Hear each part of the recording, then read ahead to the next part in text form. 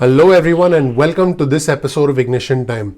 There is a federal money windfall. It's been raining money as far as cities, states are concerned. There are cities that have been battered by the pandemic that now have a new lease on life. They essentially have a chance to transform themselves because of the federal money windfall that has emerged, that is essentially arriving from the federal government. Here's a new article on your screen from the Washington Post. As the stimulus money pours in, pandemic-battered cities see a chance to completely transform themselves because again, this is a new lease of life for them. Here's a direct quote from the article. Across America, cities that were cash-strapped and beleaguered only months ago now find themselves flush with money and ready to spend. Although city leaders say that their first job will be to heal the damage, many believe they will be able to go beyond that and address some of the root inequities that the pandemic has exposed in our country. Folks, I want you to know that I think the pandemic has made the gap between the rich and the poor much worse. It has pushed individuals back into the cycle of poverty that you see on your screen right now. It has made things much worse for individuals who spent decades, in some cases generations, escaping the cycle of poverty, who now have been pushed back into debt, back into the cycle of poverty. Yes, unemployment benefits have helped. Yes, the stimulus has helped. But what happens to those who've lost their jobs permanently? What happens to those who are now finding it hard to contribute in a new re-engineered economy that now exists post-pandemic? Folks, individuals in travel, leisure, entertainment and hospitality have been forced to reinvent themselves, have been forced to essentially retrain themselves and potentially take up new jobs and look for new jobs. But the big question is, where are the jobs? How does an individual retrain themselves? It's not possible to retrain oneself overnight because these things take time. Now, folks, I want to be clear that there are political implications to all this. Politics is about timing, opportunity, it's about tribalism, and it is about perception. This is reporting from the Washington Post. State and local aid accounted for $350 billion out of the $1.9 trillion American Rescue Plan. Out of the $350 billion, $130 billion went to state and local officials. And the allocations of this $130 billion were determined by population and by need. So essentially, this went to local governments. Now, this bill also included stimulus checks, as you know, also included unemployment benefits, money for vaccines and distribution.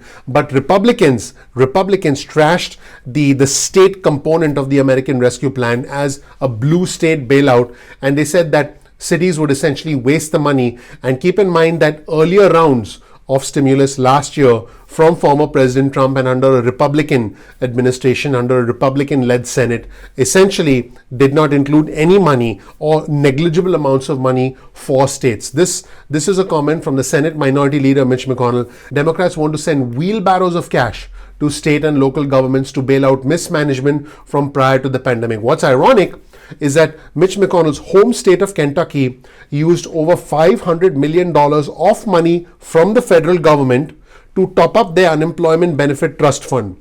Also in the state of Kentucky, 400,000 emails went unanswered from individuals seeking unemployment benefits, and there were state officials in the state of Kentucky who were working to help other individuals collect unemployment benefits, but they gamed, yes, you heard that right, they gamed the unemployment benefit system to themselves collect unemployment benefits while they were working for the state, and therefore should not have been eligible for unemployment benefits, while they were working for the state to help thousands of other individuals who were desperately waiting for and had not received unemployment benefits. Yes, folks, if you want to learn more about this, I did a separate video on this. Just search for the video gamed unemployment benefits. Search for that on our channel and you will see that unbelievable video. So folks, this money to state and local governments has to be spent in 4 years, and according to reporting from the Washington Post, water, sewer and other infrastructure projects are among the items that cities have been told they can spend the money on, although officials are still waiting for detailed guidance from the Treasury Department that could come in the next several weeks. Along with the first block of money for aid, the second and the final block will come next spring. So this aid is going to be distributed to states in a gradual manner, and states are going to receive guidance from the US Treasury Department about how they can spend the money. Now, let's be clear. You can't have a state official buying a jet and saying, I'm using this to conduct business on behalf of the state. This money has to be used by the state based on guidance from the US Treasury Department. And I want our viewers and subscribers to know that I believe that this could be this federal windfall for states so that it can give them a new lease on life, so that it can give them the opportunity to reinvent themselves, essentially recover from the pandemic. I believe this is a once in a lifetime opportunity. In fact, I'm not the only one that thinks so. I believe that this windfall of money, if used properly, if used responsibly and used strategically, can actually do good.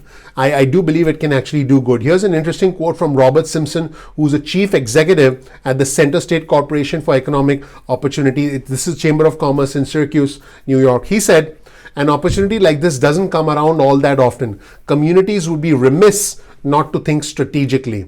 According to him, the money that the states have should be used not only for physical infrastructure like roads and bridges and broadband, but also investments in skills training and education to address long-term inconsistencies in economic opportunity. Folks, I can't tell you how important I think that is.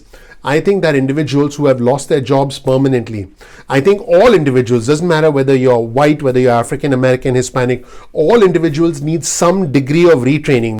Now, is it true that some individuals need more training than others? Absolutely. But the fact is, money needs to be allocated for skills retraining, because when an individual is given the opportunity to reintegrate themselves, to reinvent their skills, to learn new skills, they can now become a part of the economy. Whether they choose to work with an employer or whether they choose to start their own business, that's up to them. But the important thing is, an individual should be retrained so that they can find new opportunities in this new economy. And I think this is extremely important. I would say this is as important as physical infrastructure, because we need to tackle this problem at multiple levels.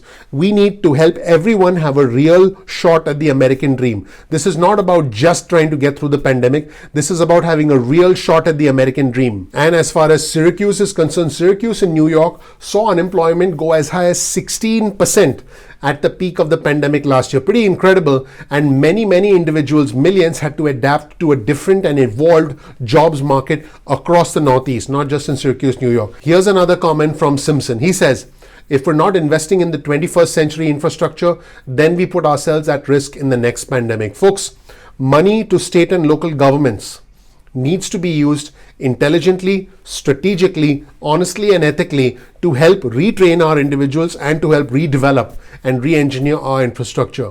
Is there going to be waste? I assure you that there is going to be waste. I assure you that there's going to be some element of fraud. There is a world in which fraud doesn't exist. That world is a special place called La La Land. Now, I don't want there to be any fraud. I want to be clear about that. But I do want our viewers and subscribers to understand that I believe that you have a role. If you pick up the phone and call your state officials, call your mayor, call your governor and say, "Hey, I want to know what you're doing with the money from the federal government." You have a right to do this. You absolutely 100% have a right to do this. Do this and let's find out what they're doing. Let's make them know that we are watching them so they use the money responsibly to help those who need help the most. Every single one of us has a voice. A single phone call can matter. Thank you so much for watching. I hope you learned something new from this video. Please do me a favor. Please click the like button. Please subscribe. Please enable notifications. I would really appreciate that. Thank you so much for watching. I hope you learned about this federal windfall, hundreds of billions of dollars that's going to be allocated to the states over several years with guidelines from the US Treasury Department, and what the states plan to do with it, and most importantly, the once in a lifetime opportunity for states as they try and make their way through the end of this pandemic. Thank you so much for watching. I'm looking forward to seeing you in the next episode of Ignition Time. Take care. Bye.